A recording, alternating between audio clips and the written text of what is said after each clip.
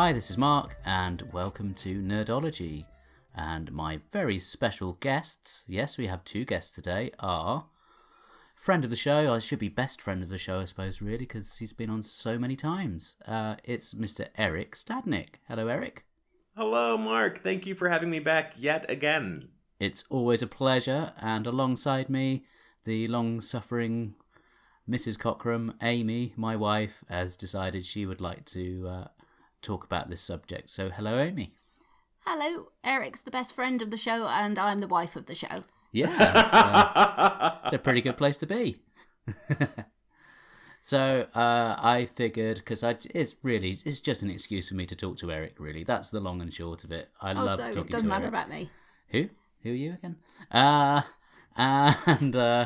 I quite often, I'll just get my guests to talk about something that they wouldn't ordinarily get to talk about on the shows that they do. And Erik, after a little bit of thought, decided he would like to subject me to a musical, which is not really my cup of tea, but, you know, I've been to one or two. I've been dragged along to by the aforementioned long-suffering wife. And Erik, would you like to tell the listeners what your choice was and what kind of prompted you to choose this particular musical? Sure. So this evening we'll be discussing the 1986 or 87, depending on when you count from, Stephen Sondheim and James Lapine musical Into the Woods, which was turned into a movie a few years back, you may remember, starring Miss Meryl Streep, among others. And the reason is I had suggested a few other things, actually, including one that you reminded me we'd already done on Nerdology like 5 or 6 years ago, which I'd completely forgotten about. It's a long time ago now. And it's because I've never had the chance to talk, quote-unquote, publicly about Into the Woods. And it might be... I mean, if I had to pick, you know, only 5 or 6 pieces of culture to take with me to, like, a desert island, it would be one of them. Like, it's such a huge part of how I think about what I look for in a piece of art, a piece of theater, or just a piece of music, or a piece of storytelling, that it sort of, once I thought for a few moments about what I could do that maybe wasn't a book, which is always my first instinct with you, I thought, Into the Woods. There it is. And being a musical, there are quite often many different versions that people will be familiar with. So were there specific ones that you wanted to cover or had in mind when you came up with the idea? Well, the version I think most people who are familiar with the show, at least in America, no, I can't speak for abroad, but in America, the original Broadway cast, the original Broadway production was recorded and was aired on public broadcasting, and was subsequently released on DVD and is, you know, available various methods, and is super duper, like, people who know the show, that's what they tend to know best, is that original cast. And it's a great cast, and it's a great production, so it's a good place. There was also a production in 2012 in Regent's Park in London that was also recorded, and so I watched it that way any number of times. That made some interesting changes and adjustments. And then there is the film version that I mentioned, which is kind of Disneyfied, but not as much as people worried, because it was done by Disney. And ended up being not necessarily as much of a disappointment as people feared it was going to be, which is maybe the nicest thing I can say about it. It's not a total disaster, but I think the damning with faint praise. Yeah, and I think that's about as strong. Like, there are parts of it I like, is how I kind of think about that movie. I'm glad they made a movie of it, because they talked about it for about 20 years before they did it. But I would say, like, the truest versions of Into the Woods are almost any good stage production is, to me, more valuable of this show than some movie version of it would be. So I watched the... Sorry, you carry on. No, partly just because of what it's about. Like, the themes of it, it's a very theatrical show in some ways. Yeah. That's something I wanted to come to, because I watched the Broadway version, which must be the one that you're talking about, on a very popular video sharing website. Work that one out if you can, Sherlock fans. Which I thought was much better as an experience than watching the movie. So we watched the movie as well. And although it's not my kind of particular favourite genre, I think I found the theatrical version more entertaining because of the I guess it's the way it's written. It's meant to be performed live, and there's that, I think there's an extra element of humour that you don't get in the film that comes across really well in the Broadway version, and the way that the audience react to some of the sort of punchlines and the comedy within the show, and I just felt that worked so much better than in the film, which, although there are sort of humorous moments, it tends to perhaps take itself a bit more seriously. Well, I've gate crashed this conversation because I've been a fan of Sondheim stuff since I was a teenager, and I have to say, Erik has actually succeeded to do something I haven't done, because I've hardly ever got Mark to watch a musical. I think we got about halfway through the first song of Sunday in the Park with George one time, and you were out. That's a tough place. That's a tough place to start. Yeah. That is true. We did visit New York back in 2010, and they were doing the revival of A Little Night Music at that time, and we went to see that. And I also saw that production. Oh, did you see it with Angela Lansbury or Elaine Stritch? It was Elaine Stritch who took over, wasn't it? Yes, it was Elaine Stritch who took over for Lansbury, and it was Bernadette Peters who took over for Catherine Zeta-Jones. Yeah. I saw the second cast with Bernadette Peters and Elaine Stritch, and it was wonderful. Oh, brilliant. I'm glad I saw Angela Lansbury, but I do envy that a bit, because Bernadette Peters is brilliant. And coming back to it, I think she's a big reason why I prefer the Broadway version, because she's got such a distinctive voice. She's the person I think of as the witch. Although Meryl Streep was good, I've just got Bernadette Peters in my head and can't replace that. Yeah, no, that's fair. I think that's fair. So yeah, you have achieved something I haven't managed to achieve. But Mark has actually watched the Broadway version more recently than I have. I had it on video when I was a teenager, so I watched it quite a bit when I was younger. Now, of course, technology has moved on. I can't play video anymore, so I haven't seen that for ages. So I haven't seen that for a while, but I do have quite a strong memory of it because I've listened to it and watched it so much. The film I watched for the first time last night. I've always been a little bit too scared to watch it because, particularly since having my son, I thought I'd get a little bit upset by all the stuff about children in it, so I've avoided it a little bit. I didn't get as upset as I expected to. The 2012 version, I don't know at all. So I'd be quite interested if we come on to that to know what's different, because I didn't know he changed very much. It's interesting. They didn't change much. They added some things back that had been cut and sort of tweaked things. And they used elements that had been incorporated into the Broadway revival from about 2000 with Vanessa Williams as the witch. But I could just say this here because we're not spoilers, whatever that means. But the Regent's Park production of 2012, which was then done in Central Park in New York a few years later, the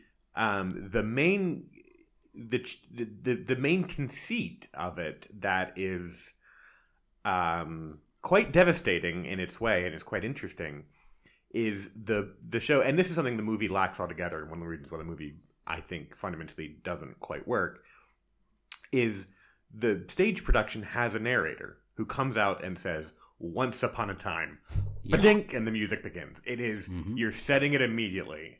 And then halfway through the second act, he gets fed to a giant. That I thought was brilliant. That was so meta and just very funny.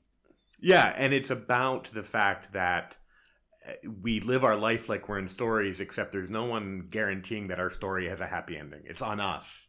There's no one writing our stories for us. And so it's such a wonderful little thing to do, but it's such a great comedy moment. and all this, and it really forces you to examine the nature of storytelling and all that good stuff. But what the regent's part, and that role is usually doubled with the mysterious man, the baker's father, who's living in the woods and is a ghost or something.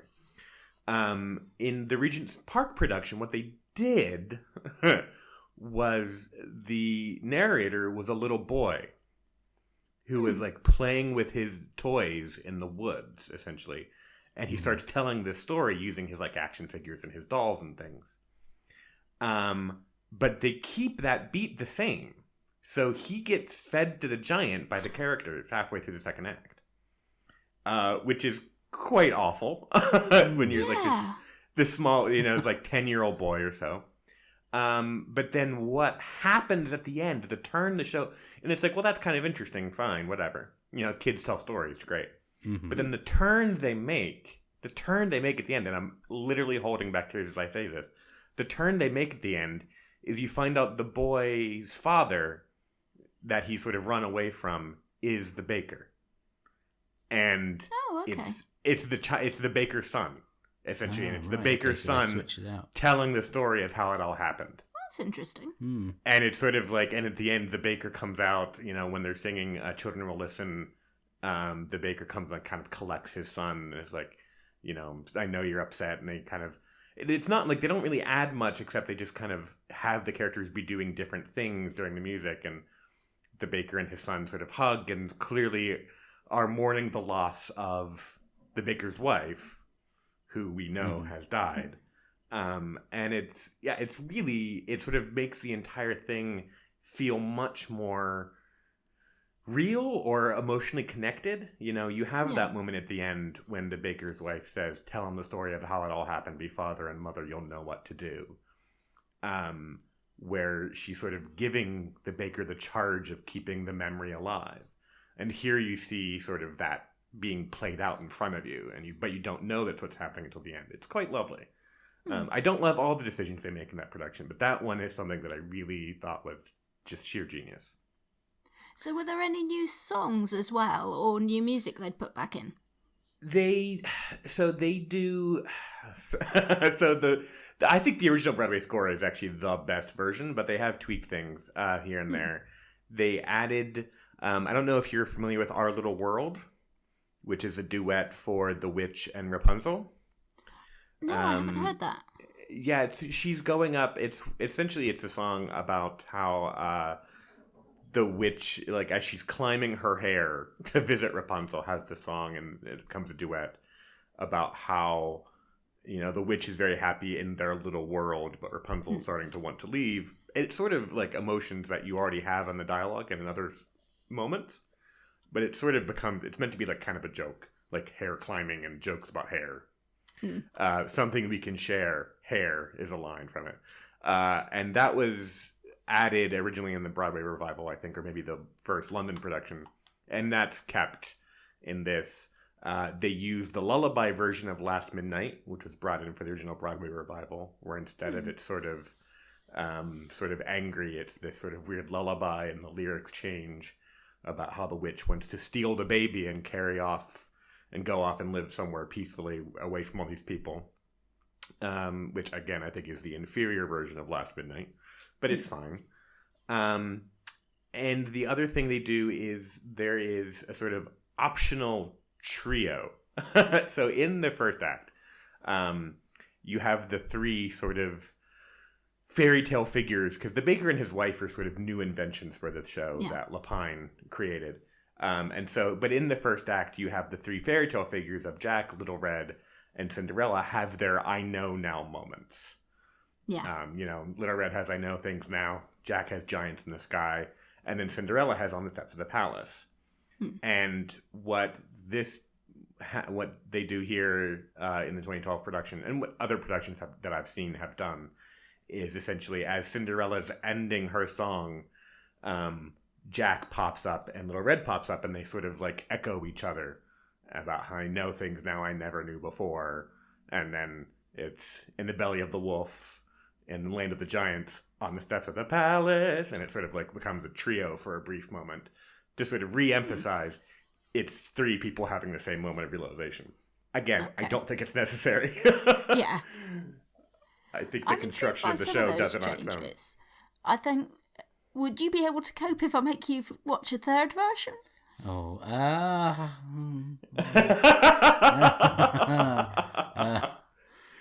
you could maybe just watch the clips on YouTube to get a sense of how it's done. Thank you, Eric. Something like that. Because, That's very diplomatic.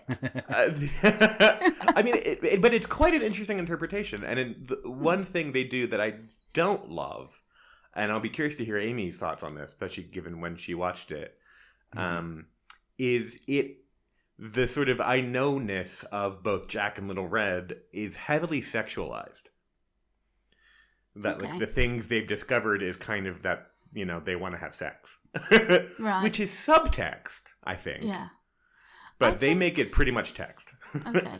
I think that's a problem that I have sometimes with the Wolf song about Little Red. Because that has quite a sexual subtext that is quite often made too explicit, I think. And I think I felt a little bit like that when I'd first watched Johnny Depp do it. Yes. But I didn't feel quite so much this time. But I am quite strongly of the feeling that Johnny Depp should never be allowed near Sondheim again anyway. No. It's crazy to think that he's appeared in 2 Sondheim films. Yeah, maybe we shouldn't go there, because if I get started on Sweeney Todd, we could be here for a while. Well, maybe you just need to get it off your chest, and it could be a cathartic moment for everyone. He's not a good enough singer. I did think... He's not a good enough singer. Just now. Have you heard, Eric? I've heard that there have been some versions of Into the Woods done in schools where they kind of sanitize it a little bit by stopping at the end of the first act. Yeah, no, it's called Into the Woods Junior is actually what it's called, and it's officially licensed and sold to elementary schools or primary schools, grammar schools, and it is there is no second act, which is kind of the point of the show, is the second act, I would argue. Exactly. And that's why it came to my mind. It's a bit like having Sweeney Todd, where he's just a really good hairdresser. It kind of removes the whole point. Yeah. But I would say, I see, this is where I sort of struggle, because I do think, because it cuts all the second act, and it actually cuts a significant amount of the more serious stuff from the first act as well. Okay. And it becomes much more just about the sort of fairy tale quest. And I kind of think that's okay for a very young audience. Yeah. Like, I would not, even though this is a show about fairy tales and Jack and the Beanstalk and Little Red Riding Hood, I would not want to show the actual whole production of Into the Woods to an 8-year-old. Yeah. Because it's too much. Like, the things that happen in Act 2 not only are like deeply metafictional and metatextual, which is one of the reasons why I love the show. It plays with storytelling and all that. It's also just tremendously upsetting. Yeah. Like, and watching people try to grapple with, what they're doing and why they did it, and how you move on from grief, and and how awful the deaths are and how pointless. Yeah. Like when the steward kills Jack's mom is just. Yeah. I mean, I have to admit, coming into this as a complete noob and not really knowing much about it, I kind of just assumed that when you get to the, everyone's happy, everything's tied up nicely in a bow. I thought, oh, that's it. I'm sure this runs for a lot longer than this, and then it just, it's just, Is that common with Sondheim? Does he like to pull the rug from under you and sort of do that kind of thing, or is this just specific to this particular play? I would say it's a Lapine thing to some extent. Who wrote the book? Who wrote the book for the sort of story for Into the Woods. He'd also done Sunny in the Park with George. That was their first collaboration, which also has a massive shift between Act 1 and Act 2. And I think. I don't know this for a fact, but given just the way Sondheim has talked about it, I think while they enjoyed creating Act 1, what they wanted to get to was Act 2. Mm-hmm. It's like Act 1. Yes. Yeah. Act 1 was the thing they did, and it's fun and it's enjoyable, and there's plenty of really good stuff in there that's just top-notch Sondheim and really funny and great. But what they wanted to do was explore what happens next. You have. I think I'm just Ever really After. shallow. I just like the funny bits. And there's nothing wrong with liking the funny bit. There's a reason that I've taken at least 5 or 6 people who've never seen Sondheim before and made them go to see Into the Woods, like either in the theater or at a theatrical production, as their first Sondheim, because it is, when you're watching it, especially in a theater, I would say, it's really funny. Like, the jokes are good. You get to do a lot of silly stuff with the cow. The witch gets some really great joke lines and stuff. Like, there's a lot of really fun humor in it. And it's not nearly so self-serious as something like Sunday in the Park with George is, which I love.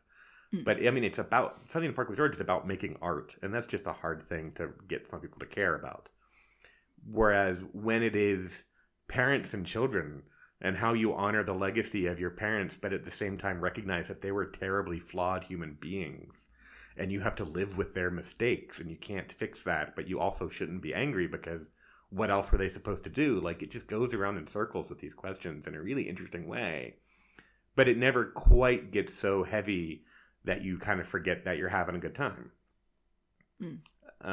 Or there's moments of excitement and catharsis, like Last Midnight, that even though it comes late in the show, relatively late in the show, it's just so much fun to watch the witch kind of just go off on everybody finally and just be done with it all. Which is it's a great moment. So it's paced very well, but you're right. There is this sort of rug pulling to the point where many productions actually will like warn people at the end of Act 1. They'll be like, there is a second act. Make sure you come back from intermission. I think I've heard of that happening. Yeah. People will just leave thinking the show is done. And so, productions do all sorts of things to try to like remind people. Like I think the original Broadway has the to be continued from the narrator before the last and happily ever after. And there's various things, but yeah, it's sort of, it's very subtle, the fact that you see this other beanstalk growing in the background. It's like you don't even notice it in many productions that there is now a second beanstalk. Ooh, what does that mean? What have they done? I think I like about Sondheim that he's not the conventional musical writer. His subjects aren't really the conventional kind of romantic narratives, and I think that's why I like him. When you mention the humour, there's quite a lot of black humour in Into the Woods, which I really like. And I think it sounds like that was something you liked a lot too. Yeah, I mean, again, coming at this from the Neanderthal side of the argument.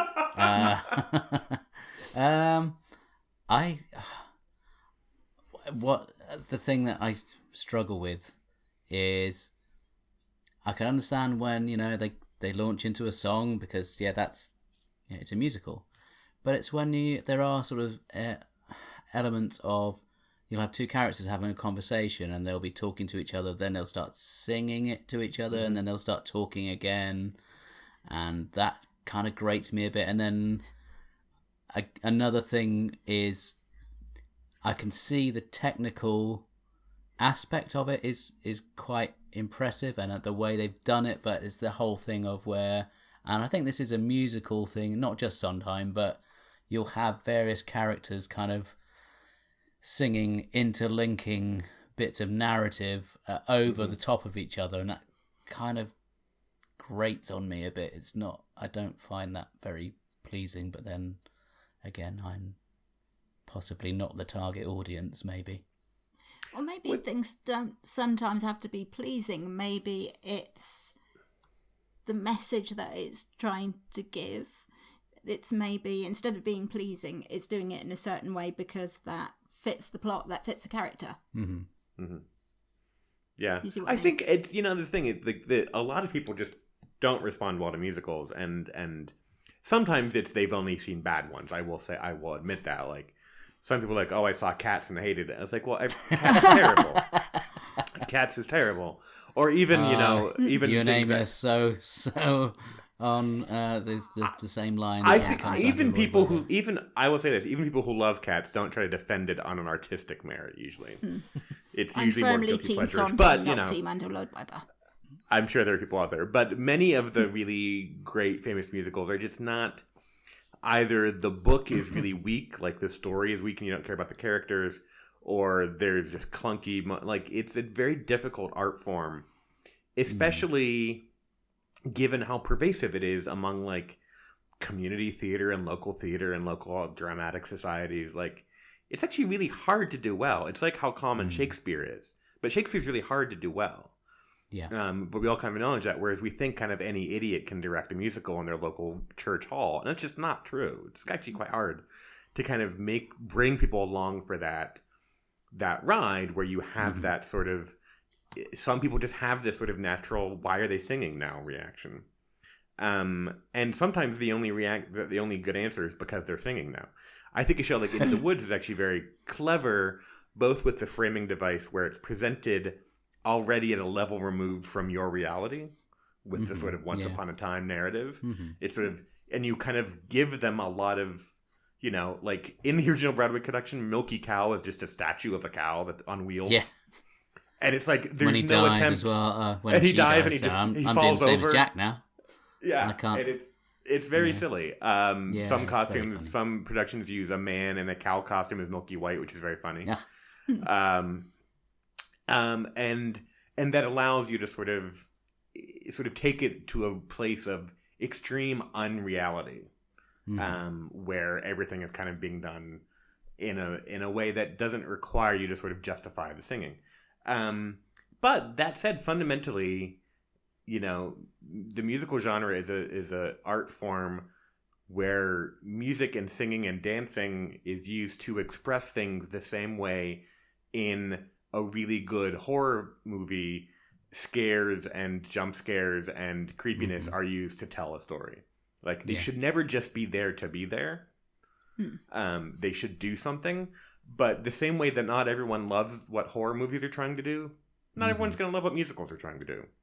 And that's okay. I never want to tell people they have to love musicals. So does Sondheim often collaborate? So he's the musical element, and then somebody else is the sort of the script writer, for want of a better word, or does he does everything?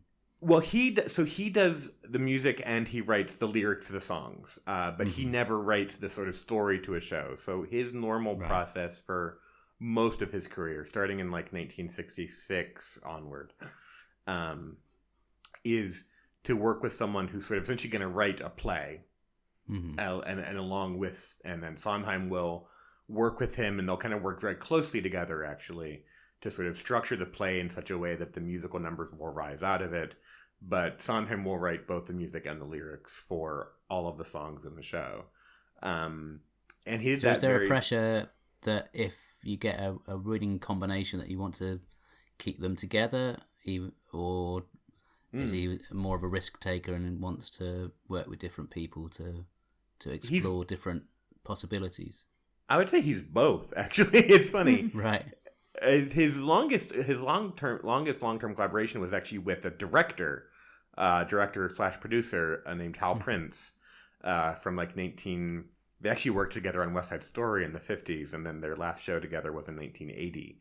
And Hal Prince kind of directed all of his things, whereas the sort of book writers, people who wrote the play portion of the musical, he hopped around. And so he did 2 with one guy, but they were like a decade apart from each other. He did a couple with a couple others.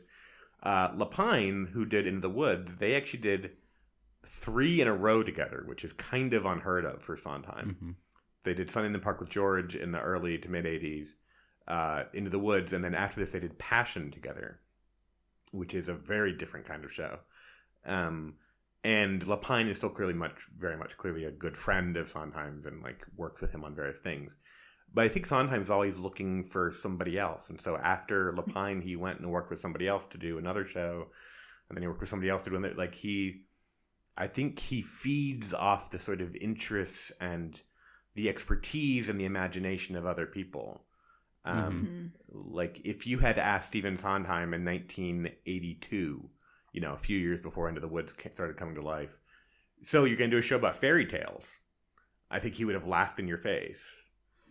His shows had before then been quite dark usually, and about sad, angry people in cities and various things like that. But he, I think he sees something interesting whenever a clever script or a clever play is given to him. I think he sees, oh, this could be something. And he likes then working with that person. Like, he would never take a play by a dead author, for example, and try to adapt it. He would never do that. Right.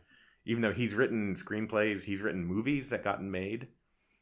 He knows how to, like, structure stories, but he needs that collaborator, I think. And so Lapine here is bringing this deep interest in fairy tales and, you know, fairy tale psychology, and sort of the sense of humor, I would say, is very much James Lapine, because it's a different sense of humor than what Sondheim has in his other shows, in some of the dialogues and things. But so would Sondheim, would he have written any sort of straight shows as opposed, you know, just straight out drama, or is he very much musicals only? He's actually trained as a composer. That is his like background. But he also his first job was actually writing for a TV series in the 1950s. Like, his first professional job, he was like a TV scriptwriter in the 1950s. Okay. And so he knows how to structure it. He just doesn't find it that interesting, I don't think, honestly. And I think so he has done a couple of plays. He's very into puzzles and mysteries and tricks. And I think he did a play called Getting Away with Murder. Yes, he did. I forgot about that. Have you ever seen The Last of Sheila? I have seen The Last of Sheila, yes. Why don't you tell us about The Last of Sheila, Amy? That's quite an interesting little I haven't seen it for a few years, but it was a film he did with, I think, Anthony Perkins. Was that right? Yes. Norman Bates himself. And it was a mystery film that they did together. And I remember it being actually really good. I enjoyed it. But I haven't seen it for a few years because I think it's probably quite hard to get hold of. Yeah, it was sort of an independent production in the late 70s, but they kind of, I think, but just because Anthony Perkins and Stephen Sondheim were sort of well-known, they actually got a very 70s well-known cast. Like, Raquel Welch is in it, and James Mason is in it, and a variety of other, like, people like, oh, them, who were, like, popular in the 70s. And it's this murder mystery, essentially, where everything is kind of centered around puzzles and games and, like, scavenger hunts and, like, solving riddles. It's actually which is very Stephen Sondheim. He's, like, a puzzle obsessive. And he loves that. And I think he did this, and it's a really weird one-off kind of movie. It's like, if you're not sure what to expect going in, I think you're probably very sort of thrown by it. But it's one of those where if you can sort of work your way through the puzzle of what's being done, like in terms of the murder, you can actually reach the conclusion. It's just really hard to do that because the puzzle maker is so good. We'll have to see if we can get hold of it, because it's a bit of an oddity. You might find it quite interesting. It might be another one of these things that is a bit obscure and may turn up on another video sharing website. It very well might. I remember when I watched it, I think I had to get an actual physical DVD from Netflix back when they did that. Oh, wow.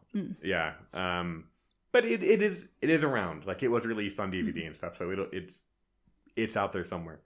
And this was sort of, he did it during a period where he'd sort of, Sondheim had this sort of 10-year run from 1970 to 1980 where he had done 5 or 6 musicals, most of which won the Tony for Best Musical, all of which got, like, some amount of critical praise, actually significant critical praise usually, even though they often didn't make money. He was sort of tremendously well-regarded, tremendously popular and loved, but he wasn't, like, financially successful.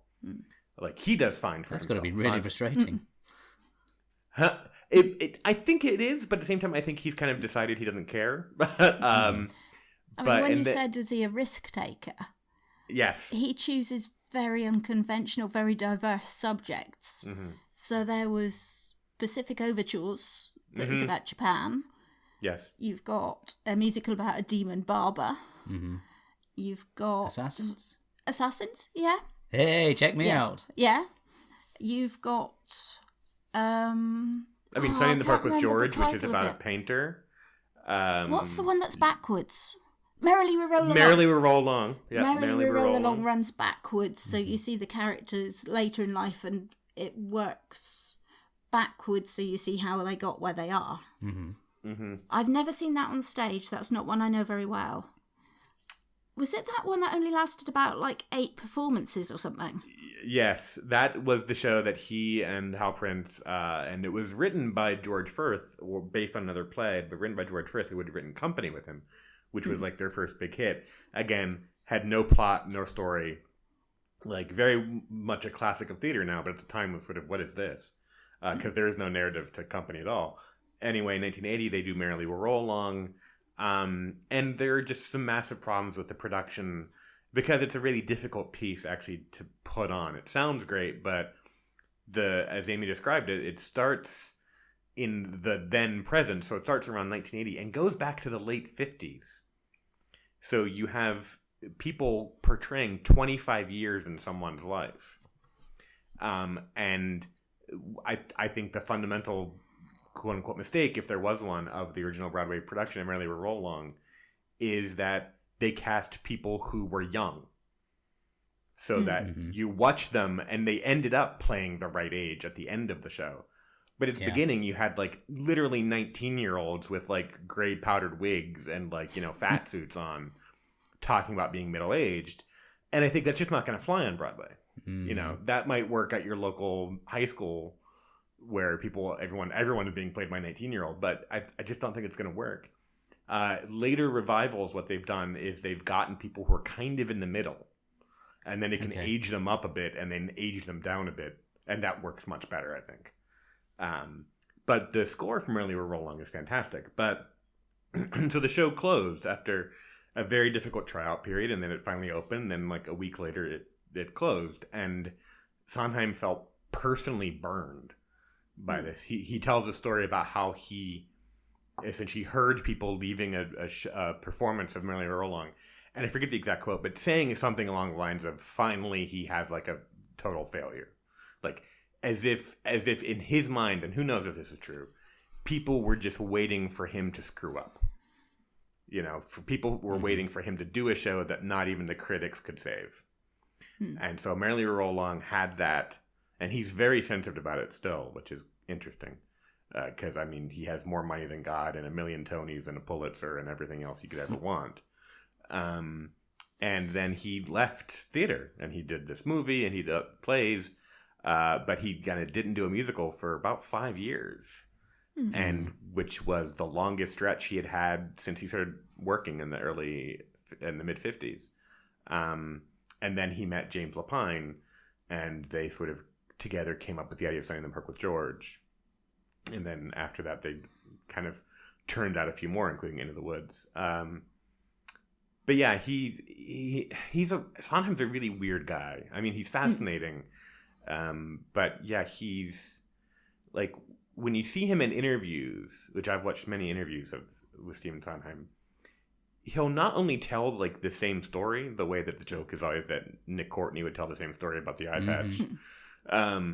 But he'll tell the same stories, like this one about, leaving Merrily We Roll Along and hearing people say this thing. He'll tell it with the same hand gestures and facial expressions. And it almost feels like performance.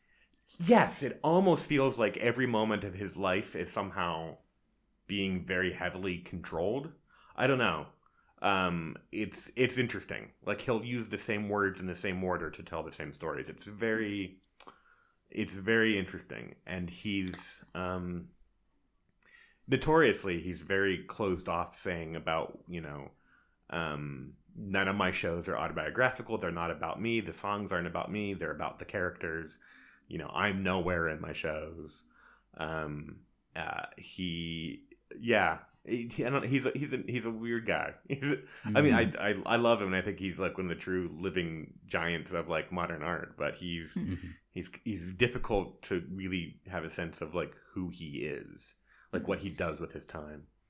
I may have misremembered, but I think I remember Amy saying once that there was a show that he got obsessive about and, in a very George Lucas way, wanted to keep going back and tinkering with it. Oh, I think I know what you're thinking of.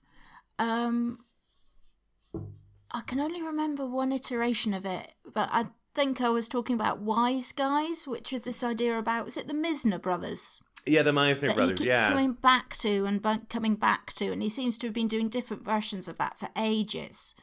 Yeah. Yeah, no, there's 3 different names for that show.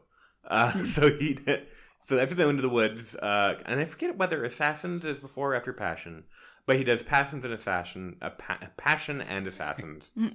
And at this point, it's sort of like the mid to late 90s. He's already like a living legend. Like, he doesn't need to do anything anymore, but he still wants to work.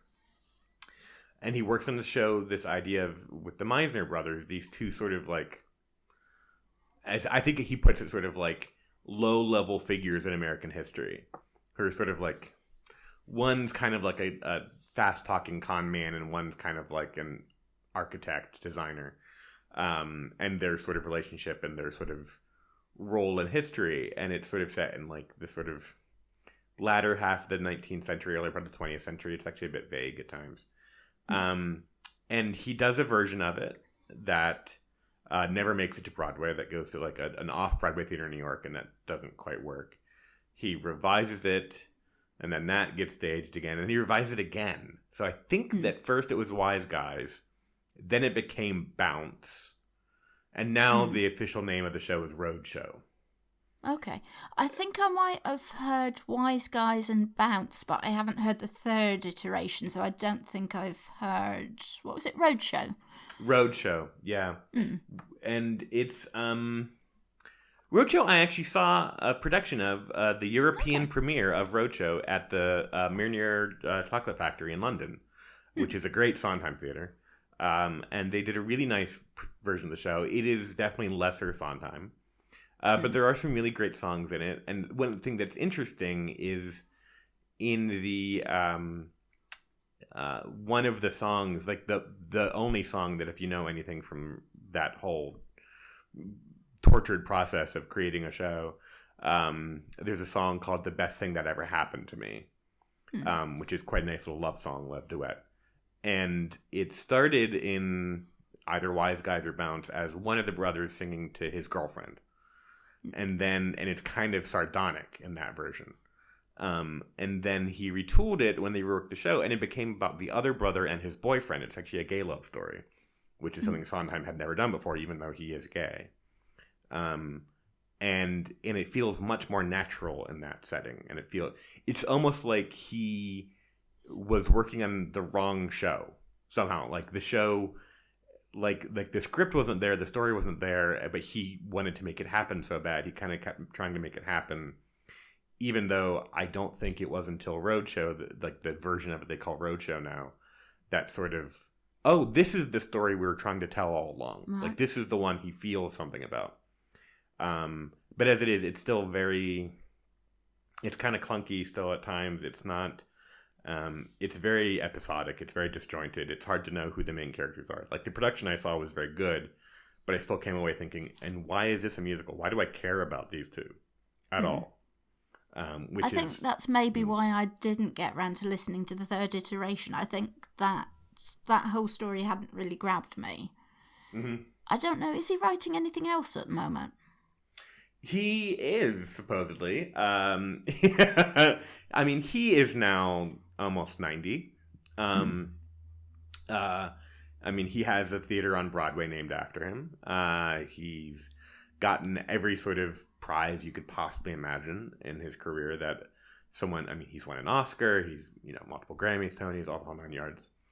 But he likes working, I think. And so he has been working for a long time now on, and this details are kind of thin, but a musical, and I'm not sure if it's based on or inspired by or about the films of Louis Brunel, who did Un Chien Andalou, the sort of famous weird experimental film where a woman's eye gets cut open with a razor blade. Ew. Like, sort of, he's a very surrealist filmmaker. He did other things as well. I think Pixies wrote a song about that called Debaser. Look that up, folks. It's a slightly different genre from Sondheim, but anyway. Slightly different, yeah. But he's been working on this sort of Brunel musical, but they've been in workshops. He's written, last I heard, 8 songs, which is, getting there. There's a cast that's been singing them. Matthew Morrison, who was on Glee, is apparently the male lead, or one of them. Who knows, where it is right now? But he has been working on it. Whether he still, has enough energy and creative juices left to kind of get it done, or is uncertain. But he's not ready to sort of just drift off in retirement just yet. But I would say, and opinions vary about when sort of golden age Sondheim ends. I think some people place the ending with Assassins. I personally place it with Into the Woods. I think it's his last masterpiece. I think the shows after it have a lot of merit, but I think they all kind of have fundamental issues to one extent or another that sort of make them lesser Sondheim, which is still, A-. Better than level. most, Yeah. But Into the Woods is, for me, literally, I've lived with this, musical as a sort of serious part of my life for, a decade now, at least, if not longer. Amy, longer, I think, because you came to it sooner than I did. It never fails to be surprising. It never fails to sort of be interesting. The music is tremendously tuneful, which is nice, but not in a sort of annoying way. Although maybe Mark would disagree with the main Into the Woods theme. Yeah. So what was your feeling coming away with the Into the Woods to get the money? How did you feel about that? Yeah, it's an earworm, I'll give you that. I did have that for most of the day, wandering around with that going on. But so that, it obviously works on some level. I'm surprised by how much I I did enjoy that. I think I really preferred the stage version. I didn't take to the movie. I suppose we ought to discuss the movie a little bit because we haven't really touched on that too much. But I just felt the humour was far better in the stage version. I didn't think there was anything wrong with the cast as such in the movie version. It just didn't really move me in the same way that the stage version managed to. And actually, maybe that's why I cried less than I expected to. Maybe if I'd rewatched the Broadway version instead of watched the film, it might have been different. I suppose you've got that emotional attachment to it as well, having known it for so long as well. Yeah. And Bernadette Peters is my idea of the witch. Mm-hmm. Yeah, Meryl Streep was. She's phenomenal. The Into the Woods is, it's a 10-person cast, roughly 10-person main cast. And you can do interesting doubling that's sort of meant to be doubled, actually, the way it's done, to sort of bring out relationships in the story in between the characters. But the you need a good witch and you need a good baker's wife. Yeah. Everything else can kind of get by on okay. And I think for a stage version, and I think actually the movie thought the same thing, and I think they think we need to get a good witch and a good baker's wife, and they did. Emily Blunt is the baker's wife in the film. I think she's quite good. I think Meryl Streep is quite good as the witch, although I think some of the choices they make for how to use her, not always great. They don't let her be funny enough, for example. The witch is one of the funnier characters because she just doesn't care. Although the moment that's now a gif of her appearing in the tree and shouting down, "Who cares?" at the baker and his wife. Is that's great. And very witchy. But they make all sorts of weird other decisions, like having Little Red and Jack be actual children, I think is not great. Cutting almost all of the actual reprises of Into the Woods doesn't work, in my opinion. Losing the sort of the parade of cliches, or whatever you want to call it, where they all come out with their aphorisms. I love those. I think they add such a lovely touch of sort of the folkloriness of the story, like where, Jack's mother comes out and says, "The slotted spoon doesn't hold much soup." I'm like, I'd forgotten about that bit. Yeah, all those bits where they come out at the first midnight and the second midnight and then to prepare for the last midnight. It's just so great that the show is fundamentally about the things we pass down to children. It's not just our actions, but our stories and even these stupid little expressions and sayings. You know, when going to hide, know how to get there and how to get back and eat first. Like, I just love all of those things. And the movie cuts them all to make it sort of more, quote unquote, realistic. But it's Into the Woods. It's a Fantasia on fairy tale themes. This is not the time for realism, I would argue. I think the small thing that I missed most was the reprise of Agony.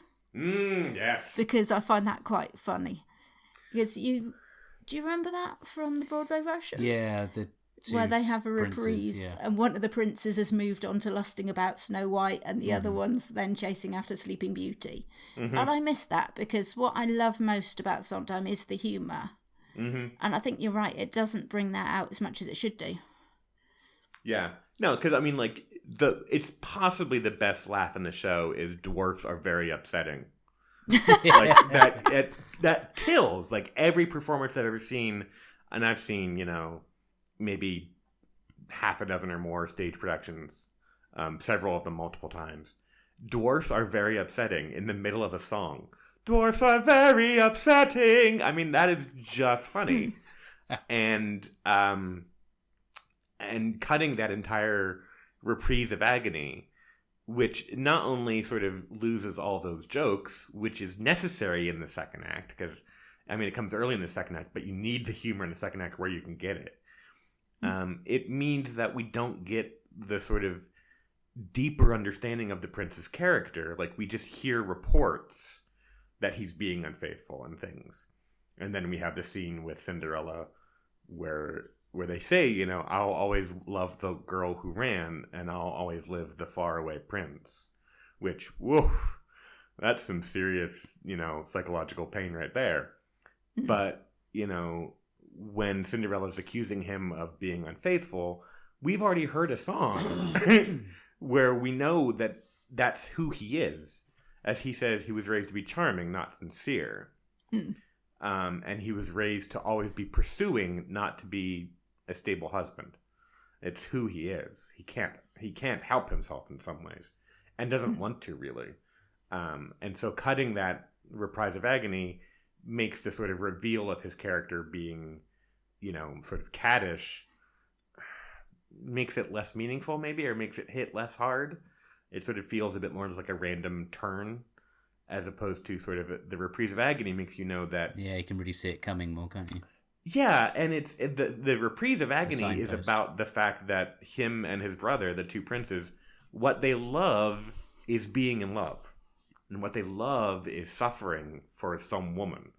And they're going to leave Snow White and Sleeping Beauty as soon as they left it's the pursuit, Rapunzel and Cinderella, and they're going to leave, you know, they're going to be the princes in every damn fairy tale because they cannot keep it in their pants. They always want to move on to the next. And it's just who they are. They're terrible. So you've mentioned lesser Sondheim, and Amy's kind of talked about why she loves him so much. What do you think sets him apart from some of the other notable names in musical theatre? And rather than the lesser, what do you pick out as your... I mean, obviously, Into the Woods is probably your favourite, but are there others that you would urge people to seek out if they found they enjoyed this one? I mean, I would say if you're coming to Sondheim and you only know Into the Woods, my God, what wonders await you. But it's never been my favorite, and it probably never will, but Sweeney Todd is an incredible masterpiece of dramatic storytelling tied to music, tied to poetic lyrics. It is, I mean, all in the service of a story about a murderous barber and the woman who bakes the people into pies. Like, when you have several entire songs about cannibalism, it's an impressive achievement. And it's arguably, I think Sweeney Todd, for whatever reason, is weirdly one that people who don't like musicals respond best to. I think just because it's very serious, but it's not self-serious. Like, it's very dark and gritty, and people like that, and they like the idea that musicals can be kind of scary and kind of dark and twisted, and so that Amy earlier mentioned Pacific Overtures, which is not one that people think about often because it's sort of weird and tricky, and it's not only about Japan and Japanese opening to the West, but it actually like is influenced by Japanese music and Japanese musical styles, which means it's kind of off-putting to Western ears at times. But I think it's fantastic. I think it's just incredible. And then, but like I could go on about any of them really. Like, you haven't mentioned The Frogs, which I thought would be, one of the all-time classics. Yeah, I probably went wrong trying to get you to listen to The Frogs. Yeah, no. I don't know what came over you, but yeah, she made me listen to... Well, I don't know. I really can't explain. It didn't sound musical at all. It just sounded like a bunch of people making ribbit noises. I like The Frogs. Which is, it's fine. The You Frogs, can enjoy that. Yeah, The Frogs is an interesting thing. The Frogs was meant to be, and Sondheim's been very public about this. The Frogs was meant to be like a lark. It was meant to be done for fun, essentially. In the 70s, he was asked by a drama professor or something, I think Yale, to essentially write some songs for a little like review the students were doing, like nothing serious at all. And like the academic, drama professor kind of like, it went to his head, and he like invited the Boston like theater, like he got very sort of hot on this idea that Stephen Sondheim was writing, whatever. And Sondheim was really turned off by that, the fact that like, I'm coming to do this kind of for fun, like as a favor.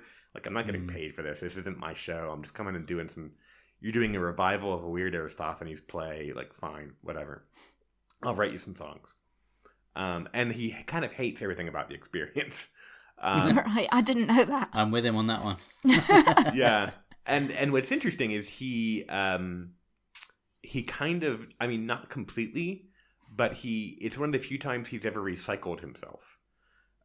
His first Broadway show he wrote both words and music was a farce called A Funny Thing Happened on the Way to the Forum, which is very well known and widely loved, and has a big opening number called Comedy Tonight. Something appealing, something appalling. Anyway. I know that one. Yeah, exactly. It's very well known, and it's kind of parodied and referenced and spoofed.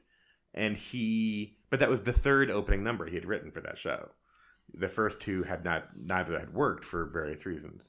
But the first one had this very sort of gods of the theater smile on us, very sort of big, self-important sounding, like theatrical thing that he ended up using for The Frogs. So it's only a few times he's ever been like, oh, I'll use this. Like, he clearly wasn't trying with The Frogs. And so the fact that it got like an actual Broadway production in the 90s with Nathan Lane, or I guess early 2000s maybe, somewhere in there, and had, a cast recording, I think is probably shocked no one more than Stephen Sondheim. I wanted to ask you, Eric. Yes. You've probably gathered by now that Mark is very musical adverse. If I'm going to try to convert him to Sondheim, where should I go next? What would you think's most accessible to move on to from Into the Woods? I mean, it really depends on what sort of you're looking for. In the sense that I think for a lot of people, Into the Woods is a good entry point because it has these sort of recognizable stories and the fairy tale elements, and it's very, very funny and things like that. I think for others, it is Sweeney Todd because it has this sort of, for lack of a better term, it has a very masculine energy, Sweeney Todd. Yeah. Like, in a way that people often don't think of musicals having. Like, people who think of musicals as, like, a bunch of chorus boys and girls dancing and doing high kicks, like, Sweeney Todd is, like, literally the exact opposite of that. And so I think for some people, and I don't want to encourage people to think that way, but if that is how you think, Sweeney Todd would sort of disavow you of that. I think maybe I like Sweeney Todd more than you do because I'd say it's one of my favourites. I think I like the power of it. Yeah. And if I go to a production of Sweeney Todd, and I think I've seen about 3 now, if the power of that opening number doesn't make me feel so claustrophobic that I want to leave. They're not doing it right. Yeah. It is. It's. I've only seen it live once, but it was. And it was like local theater, like barely getting paid. But it was tremendously powerful. Like incredibly powerful, even sort of when done poorly. But I think just because the themes of that show are things that don't resonate with me as much. Sweeney is about things like revenge. It's about maleness. It's about patriarchy and being a husband and being a son and being a father. Like, it's very heteronormative, to use a modern term. All those sorts of things in a way that it just doesn't. I respect it tremendously, and I do love it. There are parts of it I just adore, but there's a lot of it that just, for whatever reason, it's always just a little bit further removed from me than it is for other people. Like it never quite gets all the way through. Whereas the one that sort of gets through to me much harder, I think, than it does to other people is Follies, which is a show he did in 1971 about a bunch of middle-aged people, all of whom hate their lives. I know the music, but I've never seen it on stage. It's a weird show to see on stage because the premise of it is that these women who were like in a sort of Ziegfeld Follies sort of, girls in cute skirts doing silly songs kind of Broadway production in the 1970s go back for a reunion as the theater they performed in is being torn down. So the stage is essentially the stage of the theater, and it's sort of all rack and ruin. And the conceit is that as these party guests, these women and the men they eventually married sort of talk and mingle, the ghosts of the women they were in like the complete crazy headdresses and outfits kind of float around. So you have like the sort of, for every woman on stage, there's like a younger version of her like in the background sort of hovering.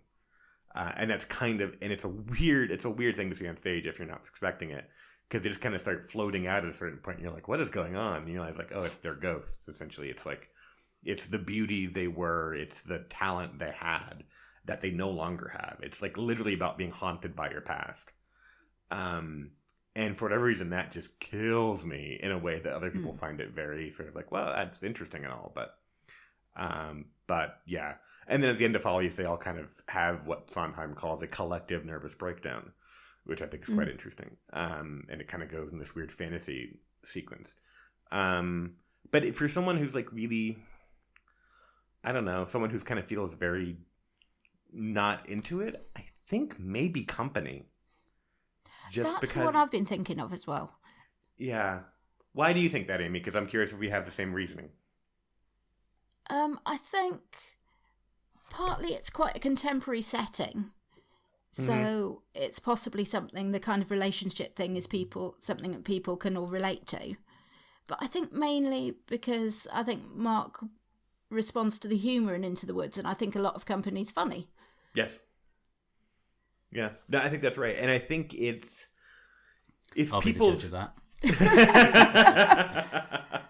I think if people's objection to musicals is the sort of intermingling of singing with dialogue and sort of performing, Company doesn't have that because of the way it's constructed. The songs essentially are clearly designed to be commentary on the scene. Either the scene in the middle of the scene or the scene kind of interspersed. Like, the characters in the scene never just suddenly burst into song. There's one scene that's just a song. Like, there's no talking, it's just a song. But otherwise, it's, you see something happening, and then other characters not in that scene who weren't doing anything sing about what you just saw. That's kind of the vague feeling of Company. Which means that hurdle of sort of why are they singing is a bit lower. It's a bit sort of more like you can frame it as like it's a fantasy sequence, or like the way you would have a chorus in a Greek tragedy where they come out and say something. It's that much more feeling. And the sort of like written scenes themselves, the actual scenes are quite good. I don't think all of them work as well as they did in 1970. But many of them are quite good, and there's a lot of good jokes. And the songs are killer. I mean, the songs are incredible in Company.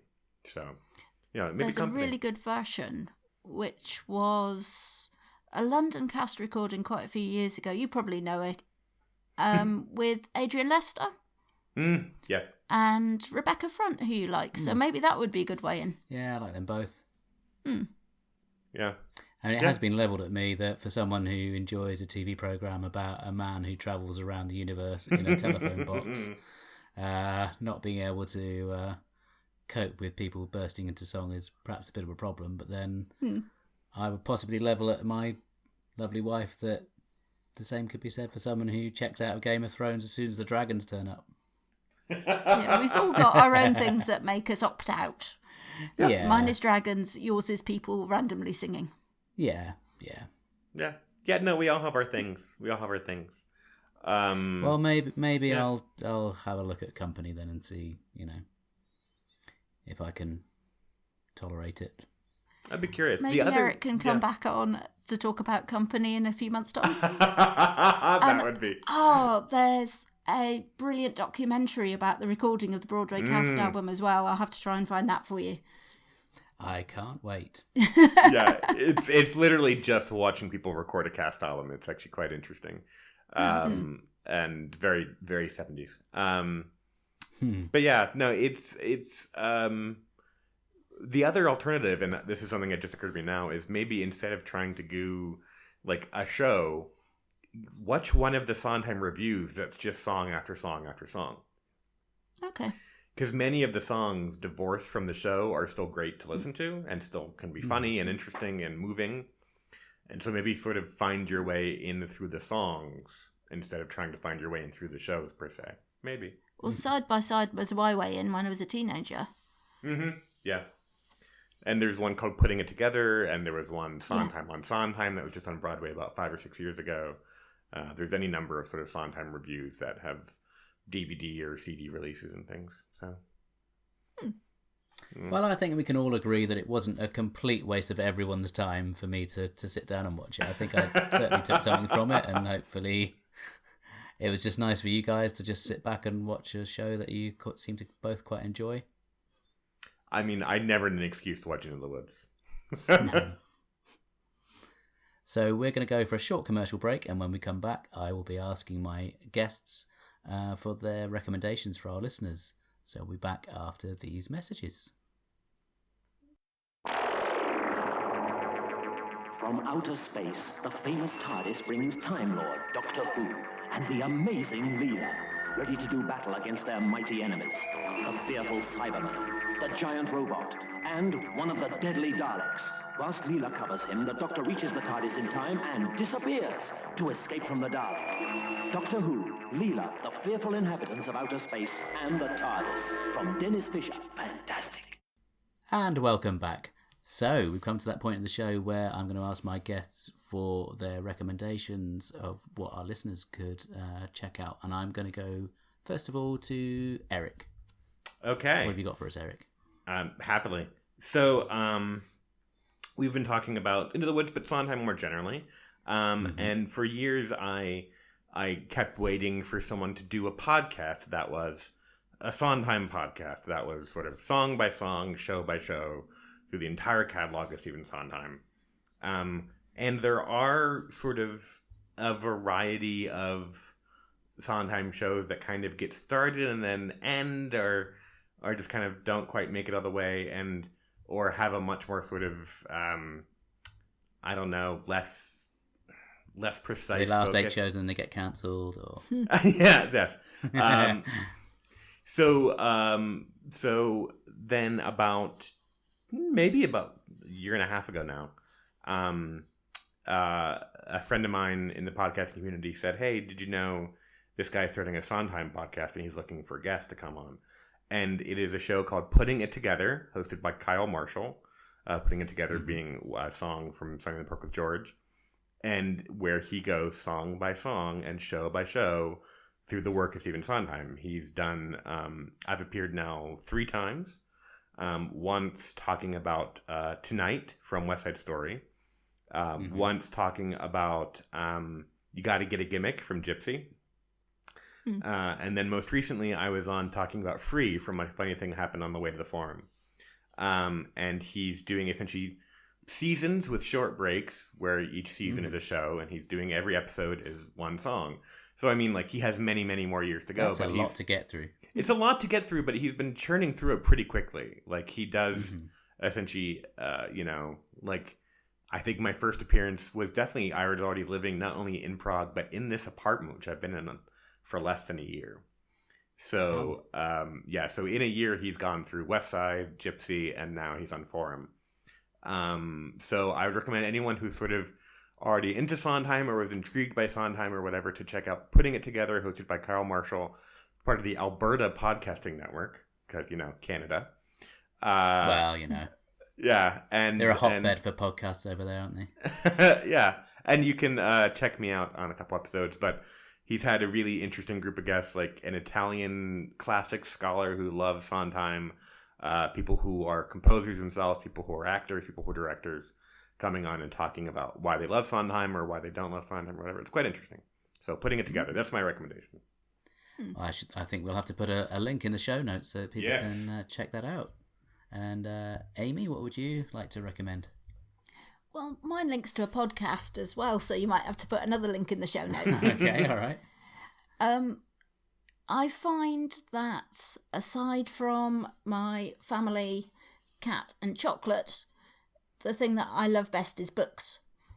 And at the moment, I find that I'm reading more non-fiction than I usually do. And I find that recently I've got more interested in popular feminist texts. I've got Roxane Gay's Bad Feminist to catch up with, which I haven't read yet. But I got into this through listening to a podcast called The Guilty Feminist, which is hosted by a comedian called Deborah Francis White, who is very funny and very intelligent, and has on lots of very funny and very intelligent female guests. So I'd recommend that. I've been going right the way through the backlist of the podcast, but I have to be very careful because it is quite sweary, so I have to make sure that it's not on where Tom might hear it. Our son, who's 5. Yes. So it's not safe for Tom, definitely. But I've learnt quite a few things that I didn't know. For example, I learnt that apparently and I don't know if you'd heard this, Eric, or if it's true, when all the states in America set up their own constitutions, the one that allowed women to vote was New Jersey, but that was purely because they forgot to put it in the constitution that women couldn't vote. So in all of the states, women couldn't vote, but in New Jersey they could. I wouldn't be surprised. I know the first state that actually legalized it properly, that consciously allowed women to vote, was Wyoming in about 1880 something. I didn't know that. Yeah. But I have learnt lots of really random things from The Guilty Feminist. So that was my recommendation. That sounds like another one to check out. Excellent. Well, I haven't listened to anything anywhere near as highbrow as either of those two choices, so mine's going to sound pretty rubbish now, really. We've had a bit of a lull in. We've been going through that whole thing on Netflix and Amazon Prime of finding fun series and sort of binging on them, and obviously Game of Thrones is very current at the moment, and I do rather enjoy that. So I've been watching the new series of that, which I won't mention any plot spoilers because obviously there's going to be a lot of people out there who haven't seen it yet. And the other thing we've been doing more recently is, when time allows, is revisiting the old ABC show Lost, which I thoroughly enjoyed when it went out. There's a lot of debate amongst fans whether the ending was particularly good or not. But I really enjoy going back.